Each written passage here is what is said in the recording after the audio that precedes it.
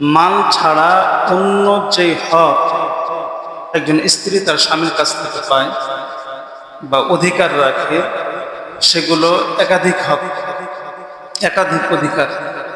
তো সেই অধিকারগুলোর একটি অধিকার হচ্ছে আল আদলু বাইনা যাওজাত।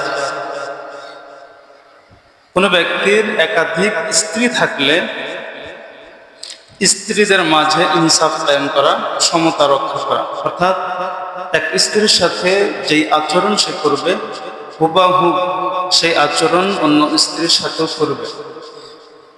তো এই হক, ইনসাফ করার যে হক, এটি ওই একাধিক স্ত্রীগণ তার স্বামীর কাছ থেকে পাওনা রাখে, অধিকার রাখে। প্রমাণ কি? প্রমাণ হলো সূরা নিসা ৩ নং আয়াত।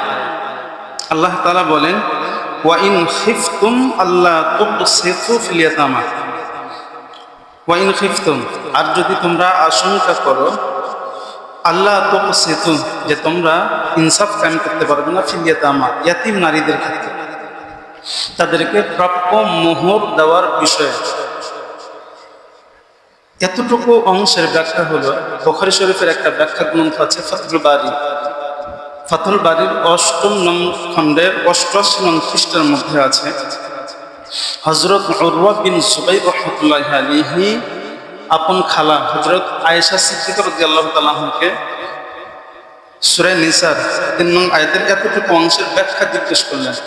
তখন হযরত আয়েশা সিদ্দিকা ব্যাখ্যা বলতে গিয়ে বলে যে, রাসূলের জামানায় কোনো এতিম নারী মেয়ে কারো তত্ত্বাবধানে থাকলে, যার তত্ত্বাবধানে থাকছে তার অনেক সময় ওই মেয়েকে পছন্দ হইত, তার আর্থিক যে সচ্ছলতা সেটা দেখেও তার পছন্দ হইত।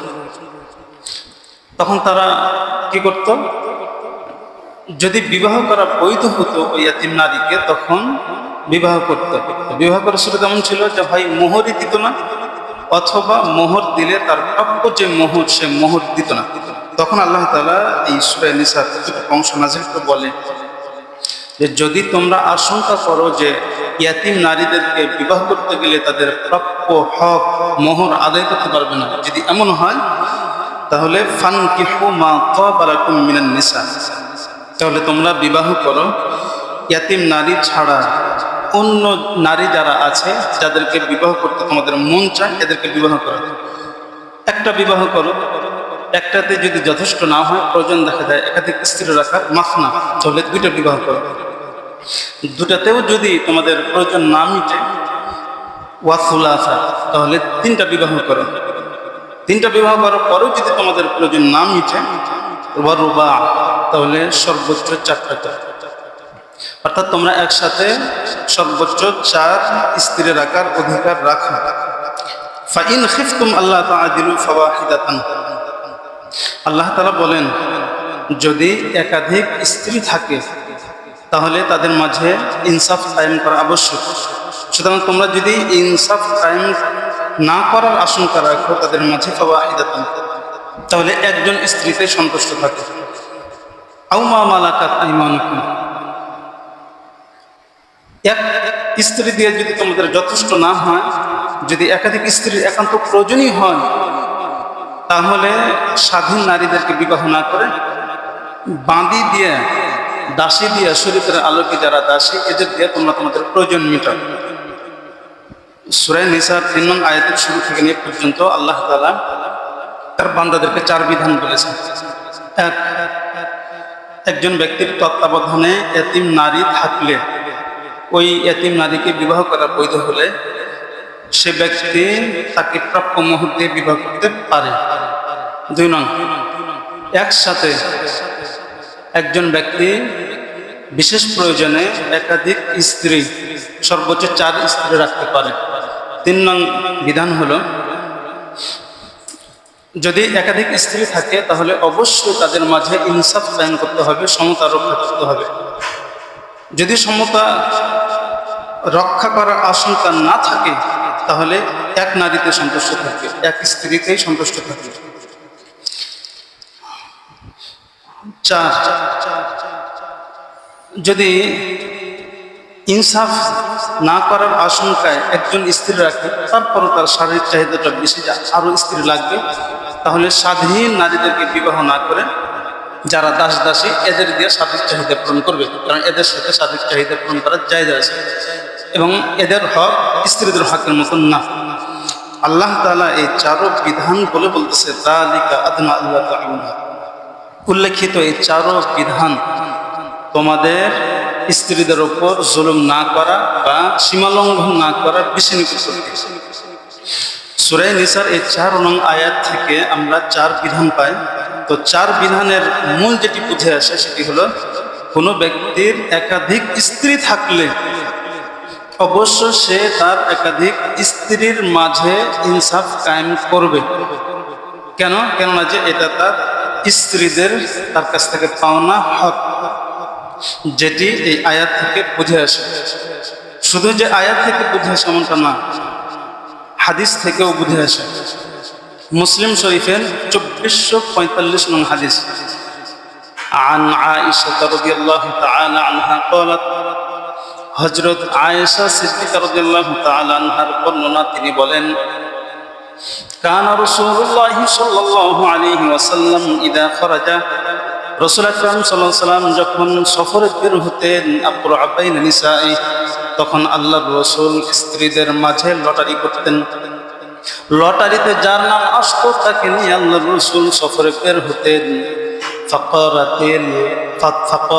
ফাতারাতিল কুরআতু আলা আয়েশা ওয়া হাফসা, একবার লটারিতে হযরত আয়েশা এবং হযরত হাফসা রাদিয়াল্লাহু তাআলা আনহুমার নাম আসলো। ফাখরাজাতা মাআহু জামিআ, এরা দুজন আল্লাহর রাসূলের সাথে সফরে বের হলেন। ওয়া কানা রাসূলুল্লাহ সাল্লাল্লাহু আলাইহি ওয়াসাল্লাম ইযা কানা বিল-লাইল, সফরে যখন রাত্রি হতো তখন আল্লাহর রাসূল সার মা আয়েশা, হযরত আয়েশা সিদ্দিকা রাদিয়াল্লাহু তাআলা আনহার সাথে সফর করতেন। ইয়াতাহাদ্দাসু মাআহা, হযরত আয়েশা সিদ্দিকা রাদিয়াল্লাহু তাআলা আনহার সাথে সফরে কথা বলতেন। রাত্রিবেলা শুধু আয়েশার সাথে সফর করার কারণ দুইটি হতে পারে। এক নং হলো আল্লাহর রাসূল বেশি মহব্বত করতেন হযরত আয়েশাকে। 2 নং কারণ হলো সফরে যখন সাথী সঙ্গীর সাথে কথা বলে সফরটা খুব ভালো কাটে। এই জন্য আল্লাহর রাসূল হযরত আয়েশার সাথে রাত্রিবেলা সফর করতেন। তো এদিকে হযরত হাফসার মনে হলো, আমার মনে চায় আমার হাজবেন্ডের সাথে একটু কথা বলতে, কিন্তু রাসূল তো আমার কাছে আসে না, আয়েশার কাছে যায়। ফাকালাত হাফসাতু লিআয়েশা, তাই হযরত হাফসা কৌশল অবলম্বন করলেন। কৌশল অবলম্বন করে আয়েশাকে একদিন বলেন, আলা তারকাবিনাল লাইলাতা বাঈরি ওয়া আরকাবু বাঈরাক, হে হাফসা, আজকে রাত্রে তুমি আমার উটে সওয়ার করবে আর আমি তোমার উটে সওয়ার করব। ফাতানজুরিনা ওয়া আনজুরু, আমরা আমাদের স্বামীর সাথে এরকম একটি মজা করব, দেখব, তুমিও দেখবে আমিও দেখবে যে রাসূল এমন পরিস্থিতিতে কি বলে। ক্বালাত আয়েশা, বালা, হযরত আয়েশা বয়স কম হওয়ার কারণে হযরত হাফসার এই কৌশল বুঝতে পারলেন না। তিনি বলেন, হ্যাঁ ঠিক আছে। ফারাকিবাত আয়েশা আলা বাঈরি হাফসা, রাত্রিবেলা হযরত আয়েশা হযরত হাফসার উটে সওয়ার হলেন। ওয়ারাকিবাত হাফসাতু আলা বাঈরি আয়েশা, আর হযরত হাফসা হযরত আয়েশা সিদ্দিকা রাদিয়াল্লাহু তাআলা আনহার উটে সওয়ার করলেন। ফাজা রাসূলুল্লাহ সাল্লাল্লাহু আলাইহি ওয়াসাল্লাম ইলা জামালি আয়েশা, রাসূল প্রতিদিনের রাত্রি নাই হযরত আয়েশার উটের নিকটে আসলেন। ওয়া আলাইহা হাফসাতু, যেই উটে আজকে রাত্রে হযরত হাফসা আছে। ফাসাল্লামা, আল্লাহর রাসূল এসে আদত অনুযায়ী সালাম দিলেন। সুম্মা সারা মাআহা, অতঃপর হযরত হাফসার সাথে সওয়ার করা শুরু করলেন। হাত্তা নাজালু, সওয়ার করতে করতে আল্লাহর রাসূলের আদত এমন ছিল শেষ রাতে কোন এক জায়গাতে থেমে আরাম করতেন। তো যখন তারা কোন এক জায়গাতে থেমে আরাম করার জন্য নামলেন, ফাফতাকাদাতহু আয়েশা, হযরত আয়েশার একটা ইচ্ছা ছিল বা মনের বিশ্বাস ছিল যে হয়তো রাসূল যখন হাফসাকে দেখবেন হযরত হাফসার কাছে না থেকে আমার কাছে চলে আসবেন।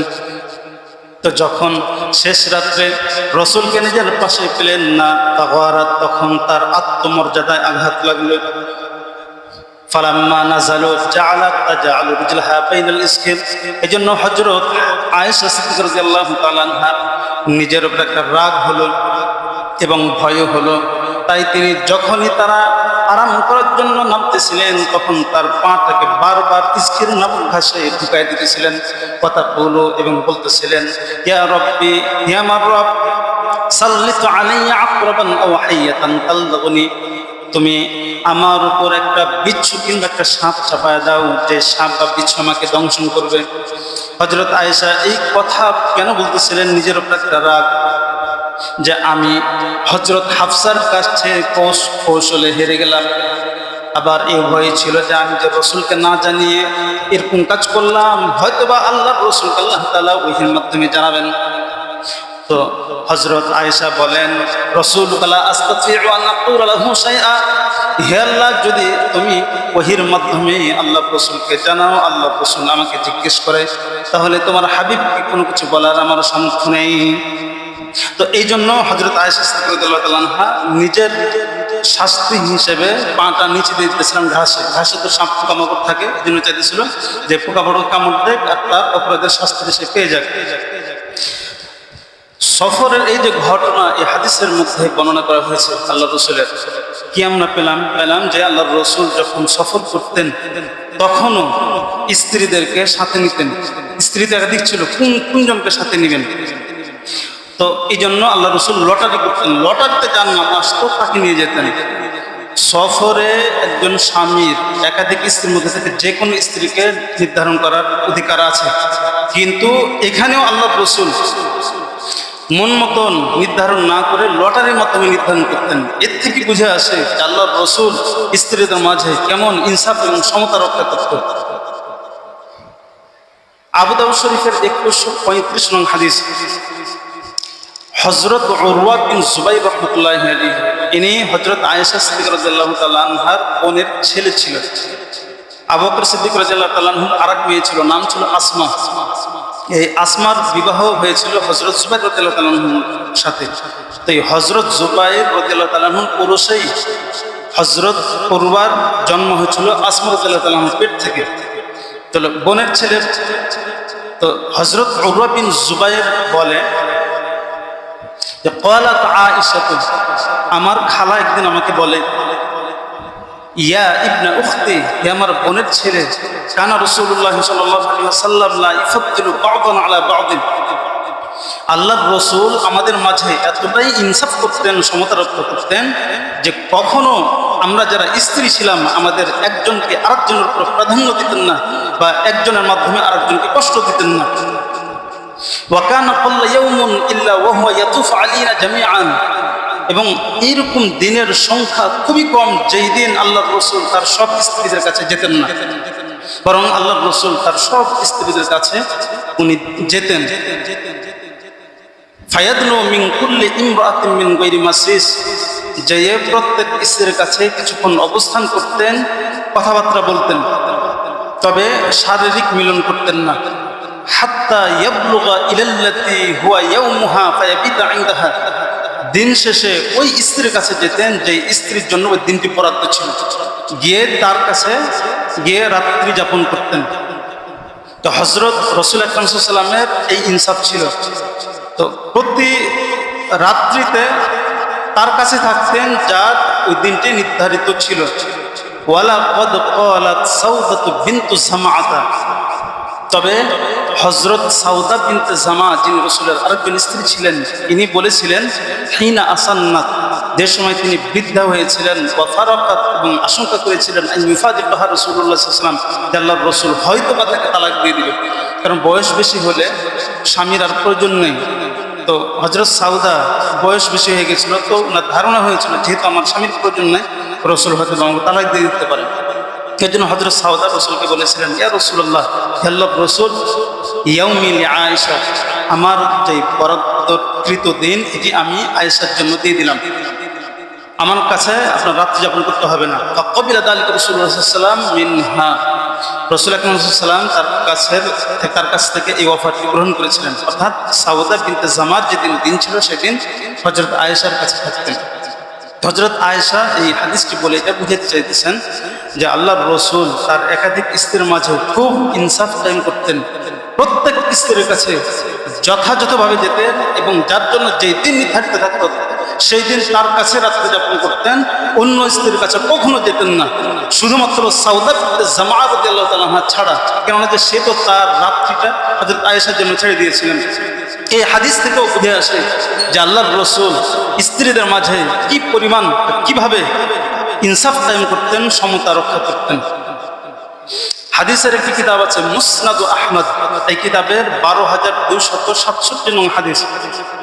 عن أنس بن مالك رضي الله تعالى عنه হযরত আনাস বিন মালিক রাদিয়াল্লাহু তাআলা আনহু বর্ণনা আন্না উম্মা সুলাইমিন বাআথাত ইলা রাসূলিল্লাহি সাল্লাল্লাহু আলাইহি ওয়াসাল্লাম, হযরত উম্মু সুলাইম রাদিয়াল্লাহু তাআলা আনহা তাকে রাসূল আকরাম সাল্লাল্লাহু আলাইহি ওয়াসাল্লামের নিকটে একবার প্রেরণ করলেন।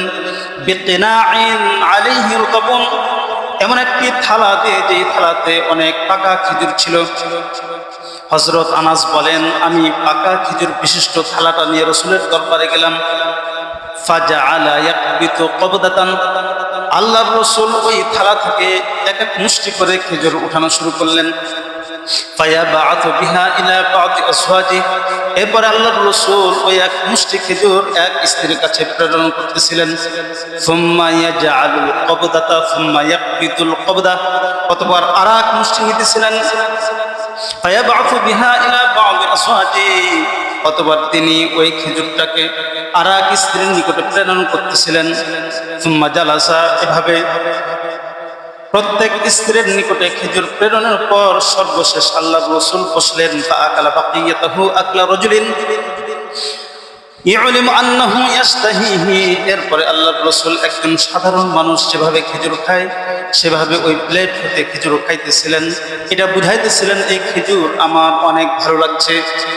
তো এই হাদিসের মধ্যে আল্লাহর রাসূল কি করলেন, যে হাদিয়া এসেছিল খেজুর, এই হাদিয়া আসা খেজুর থেকে এক এক মুষ্টি করে নিয়েছে, নিয়ে এক এক স্ত্রীর কাছে প্রেরণ করেছে। আল্লাহর রাসূল পুরা থালাটা এক স্ত্রীর কাছে প্রেরণ করেন না। এর থেকেও বুঝে আসে আল্লাহর রাসূল কি পরিমাণ সমতা রক্ষা করতেন, ইনসাফ কায়েম করতেন। তো আমি রাসূল যে ইনসাফ কায়েম করতেন এ মর্মে ৩ হাদিস বর্ণনা করলাম। মুসলিম শরীফের ২৪৪৫ নং হাদিস, আবু দাউদ শরীফের ২১৩৫ নং হাদিস এবং মুসনাদ আহমদ কিতাবের ১২,২৬৭ নং হাদিস। এই হাদিসগুলো থেকে আমরা এতটুকু পেলাম যে রাসূল তার স্ত্রীদের মাঝে ইনসাফ কায়েম করতেন। আর আয়াত থেকে তো আমরা পেলাম সূরা নিসা। সুতরাং এইসব দলিলগুলো থেকে আমরা কি বুঝলাম, যে যদি কোনো ব্যক্তির একাধিক স্ত্রী থাকে তাহলে সে অবশ্যই তার স্ত্রীদের মাঝে ইনসাফ কায়েম করবে, সমতা রক্ষা করবে, অর্থাৎ এক স্ত্রীর সাথে যে আচরণ করবে ঠিক সেই আচরণ অন্য স্ত্রীর সাথেও করবে। এটা স্ত্রীরা তার কাছ থেকে পাওনা রাখে, হক রাখে। এখন প্রশ্ন হলো যে স্বামী যে সমতা রক্ষা করবে, কয় জিনিসে সমতা রক্ষা করবে? 3 জিনিসে। এক হলো ফিল মাবিত, রাত্রি যাপনের। এক স্ত্রীর কাছে জয় রাত্রি যাপন করবে, তার বাকি স্ত্রীদের কাছেও তয় রাত্রি যাপন করবে। 2 নং হলো ফিসুকনা, বাসস্থানের ক্ষেত্রে এক স্ত্রীকে যেই মানের বাসস্থান দিবে আর এক স্ত্রীকে ঠিক সেই মানের বাসস্থান দিবে। এটা স্ত্রী স্বামীর কাছ থেকে পাওনা, হক রাখে। এক স্ত্রীকে শহরে রেখে বড় একটা বিল্ডিং দিয়ে দিল, আর এক স্ত্রীকে গ্রামে এক ঝোপড়ার মধ্যে রেখে দিল, ইনসাফ হলো না। এক স্ত্রীর বাসাতে এসি লাগাই দিল, টাইলস লাগাই দিল, মোজাইক করে দিল, সুন্দর করে রাখলো, আর এক স্ত্রীর ঘর সাধারণ একটা ঘর দিয়ে রেখে দিল, ইনসাফ হলো না। ইনসাফ করতে হবে। 2 নং। 3 নং ওয়ান নাফাকা, এক স্ত্রীকে যেই মানের খরচ দিবে সেই মানের খরচ আর এক স্ত্রীকে দিবে। এক স্ত্রীকে দিনে প্রতিদিন গোশত খাওয়াইতেছে, আর এক স্ত্রীকে সপ্তাহে 1 দিন গোশত খাওয়াইতেছে, এটা হইল না। এক স্ত্রীকে যেই মানের খাবার দিবে আর এক স্ত্রীকে সেই মানের খাবার দিবে। এক স্ত্রীকে যেই মানের কাপড় দিবে আর এক স্ত্রীকে সেই মানে কাপড় দিবে। এক স্ত্রীকে কাপড় দিয়ে রাখছে, সে অনেক দামি, আর এক স্ত্রীকে কাপড় দিয়ে রাখছে নর্মাল। এক স্ত্রীর অসুস্থতা হলে একই অসুস্থতা, ওই অসুস্থতার ক্ষেত্রে এক স্ত্রীকে নিয়ে যেতেছে সবচাইতে ভালো হসপিটালে, প্রাইভেট ক্লিনিকগুলোতে, আর এক স্ত্রীর অসুখ হলে তাকে নিয়ে যেতেছে সরকারি আউটডোরে। ইনসাফ হলো না। মোট কথা এই তিনও জিনিসে সমতা রক্ষা করবে স্বামী। এক স্ত্রীর সাথে যেরকম আচরণ করবে তিন জিনিসের ক্ষেত্রে, বাকি স্ত্রীগুলোর ক্ষেত্রেও সেম জিনিস সে করবে। এক, রাত্রি যাপন; দুই হলো বাসস্থান; তিন হলো যাবতীয় খরচার ক্ষেত্রে। একজন স্বামী তার স্ত্রীদের মাঝে যে এই সমতাগুলো রক্ষা করবে, এগুলো হচ্ছে বাহ্যিকভাবে। অন্তরের সমতা রক্ষা করা কিন্তু আবশ্যক না। বাহ্যিকভাবে সমতা রক্ষা করবে, কিন্তু তারপরও দেখবেন অনেক মানুষের মনের টান কিন্তু এক স্ত্রীর দিকে থাকে। তাহলে এই যে মনের টান কিন্তু সবার একরকম করা আবশ্যক না, কারণ এটা কোনো মানুষের ক্ষমতার মধ্যেও নাই। সূরা নিসার 129 নং আয়াতে আল্লাহ বলে, ওয়ালান তাসতাতিউ আন তা'দিলু বাইনান নিসা। হে পুরুষ জাত, তোমরা কখনোই তোমাদের স্ত্রীদের মাঝে মনের দিক থেকে 100-এ ইনসাফ করতে পারবে না। 100-এ প্রত্যেক নারীর দিকে তুমি মন ঘুরাইতে পারবে না। ওয়ালাউ হারাসতুম, আল্লাহ বলতেছে যদিও তুমি আপ্রাণ চেষ্টা করো, খুব আগ্রহী হয় ইনসাফ করতে, তাও পারবে না। আল্লাহ নিজে বলে দিতেছেন এটা। এরপর আল্লাহ বলতেছে ফালা তামিলু কুল্লাল মাইলি, তবে কোনো স্ত্রীর থেকে যার দিকে তোমার মন টানে না, একবারে মুখ ফিরিয়ে নিবে না। বাহ্যিকভাবে ইনসাফ করবা, একবারে মুখ ফিরিয়ে নিবে না। ফাতাদারুহা কাল মুআল্লাকা, নতুবা ওই নারী তো ঝুলন্ত নারীর মতন হয়ে যাবে। এই জন্য বাহ্যিকভাবে ইনসাফ করবা। ওয়াইন তুসলিহু ওয়া তাত্তাকু, যদি ওয়াইন তুসলিহু বাহ্যিকভাবে ইনসাফ কায়েম করো, মনের ইনসাফ করার, মনের যে সমতা এটাকে ঠিক করার লক্ষ্যে, ওয়া তাত্তাকু এবং জুলুমকে ভয় করো, ফাইন্নাল্লাহা কানা গফুরুর রহিমা, তাহলে আল্লাহ তাআলা বাহ্যিক ইনসাফ করার ফলে মনের যে একটা টান থাকে, এদিক ওদিক হয়, এটা আল্লাহ তাআলা মাফ করে দিবেন, কেননা যে তিনি ক্ষমাশীল দয়াবান। এই 129 নং আয়াত থেকে পাওয়া গেল যে বাহ্যিক ইনসাফ করবে, মনের টান চেষ্টা করবে ঠিক রাখার, তারপরে যদি একটা এদিক ওদিক হয়ে যায় কোনো সমস্যা নাই। আমরা কোনো দিন মনের টান একরকম করতে পারবো না, কারণ রসুল এটা করতে পারেন না। রসুল যদি করতে না পারে আমরা কেমনে পারবো? আর আল্লাহ তো নিজে বলতে পারবে না। হাদিসের একটি কিতাব আছে, ইমাম বাইহাকের লিখিত কিতাব আল জামি' লিশুআবিল ঈমান। এই কিতাবের 13,560 নং হাদিস, হযরত আয়েশা সিদ্দিকা রাদিয়াল্লাহু তাআলা আনহা বর্ণনা, আন্না রাসূলুল্লাহ সাল্লাল্লাহু আলাইহি ওয়াসাল্লাম ইয়াসআলু ফি মারাদিহি আল্লাতী মাতা ফিহি, আল্লাহর রাসূল যেই অসুস্থতায় মৃত্যুবরণ করেছেন, ওই অসুস্থতায় বারবার প্রশ্ন করতেছিল, ইয়াকুল আইনা আনা গাদান, ইয়াকুল আইনা আনা গাদান, তিনি বারবার বলতেছিলেন কালকে আমি কোথায় থাকবো, কালকে আমি কোথায় থাকবো। অর্থাৎ আমার একাধিক স্ত্রীর মধ্যে থেকে আগামীকালকে বরাদ্দকৃত দিন কার? ইরিদু ইয়ামা আয়েশা। আল্লাহ রাসূল এই প্রশ্নগুলো করে উনি বুঝাইতে চাইতেছিলেন যে হযরত আয়েশার দিন কোন দিন আসবে। তো ফাআদিনা লাহু আজওয়াজুহু ইয়াকুনু হাইথু শাআ, আল্লাহর রাসূলের যারা স্ত্রী ছিলেন তারা বুঝতে পারলেন যে হযরত আয়েশার কাছে থাকতে চাইতেছে, তারা অনুমতি দিলেন যে রাসূল এই বাকি দিনগুলোতে যেখানে ইচ্ছা সেখানে উনি থাকতে পারেন। ফাকানা ফি বাইতি আয়েশা, আল্লাহর রাসূল হযরত আয়েশার ঘরে ছিলেন, হাত্তা মাতা ইনদাহা, আয়েশার ঘরেই রাসূলের ইন্তেকাল হয়েছে। তো হযরত আয়েশা সিদ্দিকা রাদিয়াল্লাহু তাআলা আনহা বলা, তো আয়েশাকে মৃত্যুর বিবরণ দিতেছে রাসূলের, যে রাসূলের মৃত্যুটা কিভাবে হয়েছে। হযরত আয়েশা বলেন যে ফামাতা ফিল ইয়াউমিল্লাযী কানা ইয়াদুরু আলাইয়া ফীহি ফি বাইতি, আমার বরাদ্দকৃত দিনেই আল্লাহর রাসূলের আমার ঘরে ইন্তেকাল হয়েছিল। ফাকবাদাহুল্লাহ, আল্লাহ তাআলা হযরত রাসূল আকরাম সাল্লাল্লাহু আলাইহি ওয়াসাল্লামের কবজ রূহ কবজ করেছিলেন। ওয়া ইন্না রাসাহু লা বাইনা নাহরি ওয়া সাহবি, রাসূলের মাথা ছিল আমার এই যে নাহার হলো যে এটাকে বলে এখান থেকে, আর সাহার বলে এই যে পেটের যে শেষ সীমানা, এতটুকু অংশের মধ্যে ছিল। অর্থাৎ হযরত আয়েশা বলে রাসূলের যখন ইন্তেকাল হয়, রাসূলের মাথাটা আমার বুকে ছিল। ওয়া খালাতা রিকুহু রিকি, আর আমার থুতুটা রাসূলের থুতুর সাথে মিশ্রিত হয়েছিল। কিভাবে মিশ্রিত হলো? সুম্মা ক্বালাত আয়েশাকে, হযরত আয়েশা বলেন, দাখালা আব্দুর রহমান ইবনে আবি বকর, যেদিন রাসূলের ইন্তেকাল হয় সেদিন আমার কাছে আমার ভাই আব্দুর রহমান বিন আবু বকর প্রবেশ করলেন। ওয়া আলাইহি সিওয়াক ওয়া মাআহু সিওয়াকুন, হযরত আব্দুর রহমান বিন আবু বকরের কাছে একটা মিসওয়াক ছিল, ইস্তান্নু বিহি, যে মিসওয়াক দেশে মিসওয়াক করত। ফানাযারা ইলাইহি রাসূলুল্লাহ সাল্লাল্লাহু আলাইহি ওয়াসাল্লাম, রাসূল সাল্লাল্লাহু আলাইহি ওয়াসাল্লাম তার মিসওয়াকের দিকে তাকাইলেন। হযরত আয়েশা বলেন, আমি বুঝতে পারলাম যে রাসূল এই মিসওয়াকটা চাচ্ছে। ফাকুলতু লাহু, তাই আমি আমার ভাইকে বললাম, আ'তিনি হাদা সিওয়াক ইয়া আব্দুর রহমান, হে আব্দুর রহমান, তুমি তোমার ওই মিসওয়াকটাকে আমাকে দাও। ফাআতানিহি, সেই মিসওয়াক আমাকে দিলেন।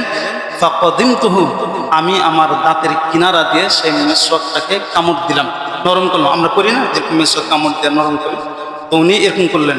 করার পরে সুম্মা মাদাকতুহু, আমি কিছুক্ষণ চাবালাম। ফাআতাইতুহু রাসূলুল্লাহ সাল্লাল্লাহু আলাইহি ওয়াসাল্লাম, এরপরে আমি ওই মিসওয়াকটিকে রাসূলকে দিলাম। রাসূল কি করলেন? ফাস্তান্না বিহি ওয়া হুয়া মুস্তানিদুন ইলা সাদরি, এরপরে আল্লাহর রাসূল সেই মিসওয়াকটি দিয়ে মিসওয়াক করলেন ওই অবস্থায়, যে অবস্থায় তিনি আমার বুকে টেক লাগাইছিলেন। তো মিসওয়াক করার পরে হযরত আয়েশা মিসওয়াক দিয়েছে, তো মিসওয়াকে থুতু লেগেছিল, তাই বলতেছি আমার থুতু রাসূলের থুতুর সাথে কি হয়েছে?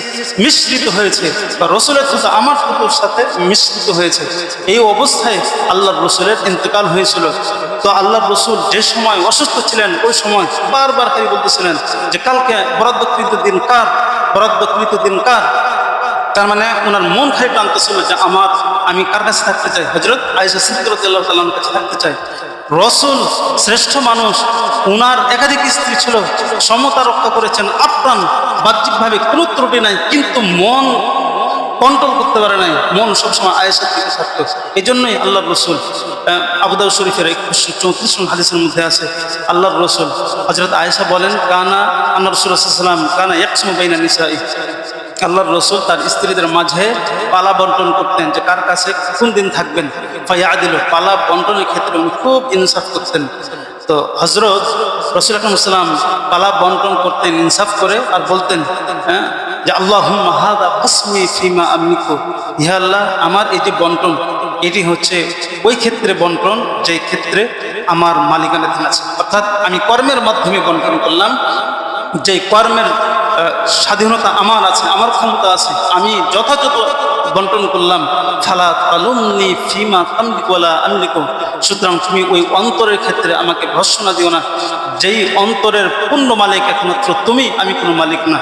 আল্লাহর রাসূল মনকে কন্ট্রোল করাতে পারতেন না, এই জন্য আল্লাহ রাসূল আল্লাহকে বলতেন, হে আল্লাহ, আমি তো বাহ্যিকভাবে ইনসাফ করলাম, মন তো আর আমি কন্ট্রোল করতে পারি না, কারণ মনের কন্ট্রোল পুরোটা তোমার হাতে।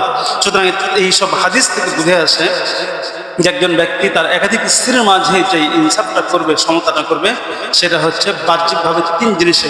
মনের কন্ট্রোল সে চেষ্টা করবে, যদি কন্ট্রোল করতে না পারে তাহলে এটা আশা করা যায় আল্লাহ তাআলা মাফ করে দিবেন ইনশাআল্লাহ।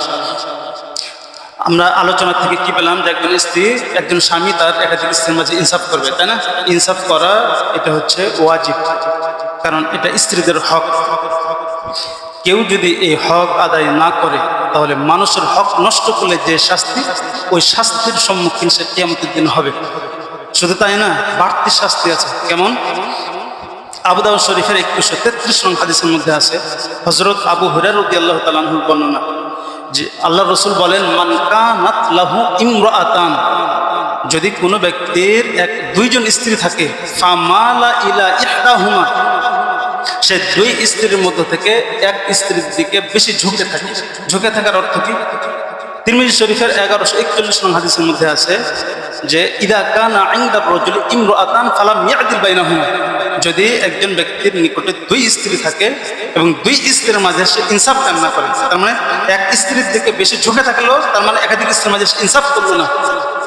হযরত রাসূল সাল্লাল্লাহু আলাইহি ওয়াসাল্লাম বলেন, জা ইয়াউমাল কিয়ামাতি ওয়া শিকহু মাইল, এই ব্যক্তি যে ইনসাফ করলো না স্ত্রীদের মাঝে, কিয়ামতের দিন সে এমন অবস্থায় পুনরুত্থিত হবে যে তার দেহের একটি অংশ বাঁকা হয়ে থাকবে, পুরা দেহ অর্ধেক বাঁকা হয়ে থাকবে, অর্ধেক ভালো থাকবে, কারণ এক স্ত্রীর দিকে যে ঝুঁকে ছিল, এটা প্রমাণ হবে যে সে দুনিয়াতে স্ত্রীদের হক আদায় করে নেয়।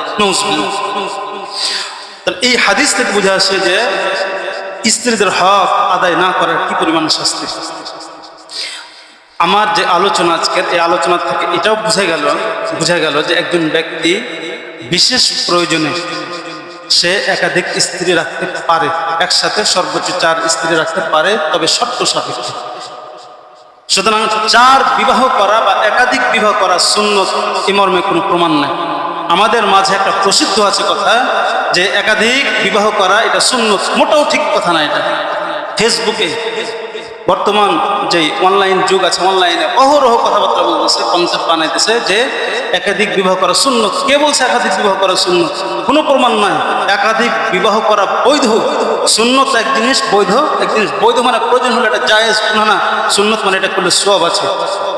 আল্লাহ তাআলা নিজে বলছে এক বিবাহ করবে, যদি একান্ত প্রয়োজন হয় 2টা করো, 2টা যদি না হয় 3টা করো, 3টাতে যদি না হয় সর্বোচ্চ 4টা করো। এই কথা বলে আল্লাহ বলতেছে সাবধান, ইনসাফ করতে হবে। ইনসাফ করার যদি কি না থাকে, ক্ষমতা না থাকে, বাসনা না থাকে, একাধিক বিবাহ যাওয়ারই দরকার নেই। তুমি এক নারীতে সন্তুষ্ট থাকো, কারণ তোমার শারীরিক চাহিদা বেশি। বিবাহ না করলে তোমার অনেক কষ্ট হবে। এই কষ্টটা তুচ্ছ আখিরাতের তুলনায়। কারণ তুমি একাধিক বিবাহ করলা, স্ত্রীদের হক আদায় করলা না, ইনসাফ কায়েম করলা না, যেই শাস্তির সম্মুখীন তুমি হবা ওই শাস্তির তুলনায় জৈবিক চাহিদার যে শাস্তি, এই শাস্তি অনেক নগণ্য, তুচ্ছ, তাই না? এই জন্য একাধিক বিবাহ বৈধ, কিন্তু সুন্নত না, এটা মাথায় রাখতে হবে। খালি বউদেরকে আমরা বলি একাধিক বিবাহ করা সুন্নত, না মিথ্যা কথা। একাধিক বিবাহ করা সুন্নত কে বলছে? এক স্ত্রী তো হক আদায় করতে পারি না আমরা। এক স্ত্রীর শারীরিক চাহিদা পূরণ করতে আমরা ব্যর্থ। তার যে কাপড় চোপড় সাজগোজের জিনিস আছে এগুলো দিতে তো আমরা ব্যর্থ, ঠিক আছে না? এরপরও কেউ যদি বিবাহ করেন তাহলে সমতা রক্ষা করবেন। সমতা যদি রক্ষা না করেন তাহলে কিন্তু সমস্যা আছে। আমাদের সমাজে অনেক মানুষ এরকম আছে, বিবাহ করছে, সারা জীবন থেকে গেল, 20 বছর 30 বছর থেকে গেল, থাকার পরে বউটা যখন বৃদ্ধ হলো তখন তার নজর চলে গেল যুবতী মেয়ের। হয় না এরকম?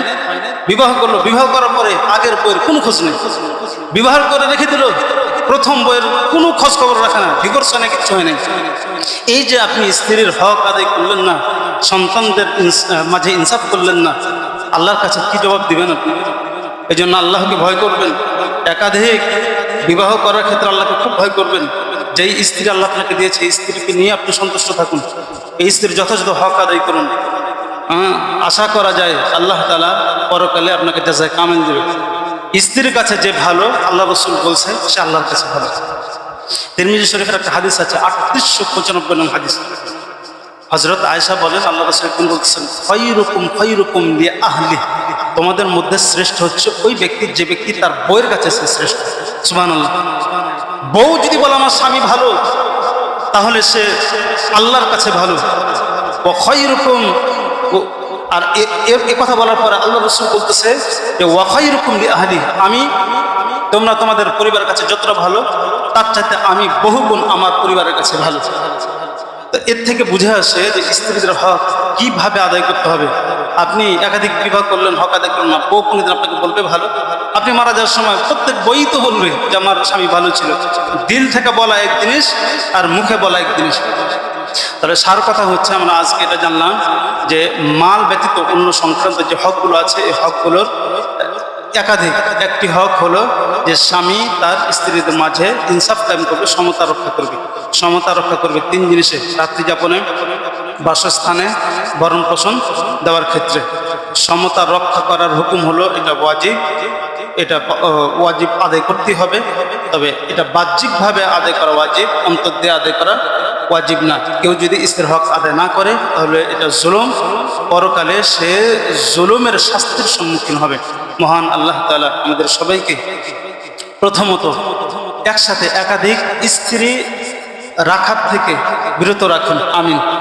আর যদি একাধিক স্ত্রী আমরা রাখি একান্ত প্রয়োজনে, তাহলে যেন আল্লাহ তাআলা আমাদেরকে ইনসাফ করার তৌফিক দান করুন, আমিন। বাকির দাওয়ানা আলহামদুলিল্লাহি রাব্বিল আলামিন।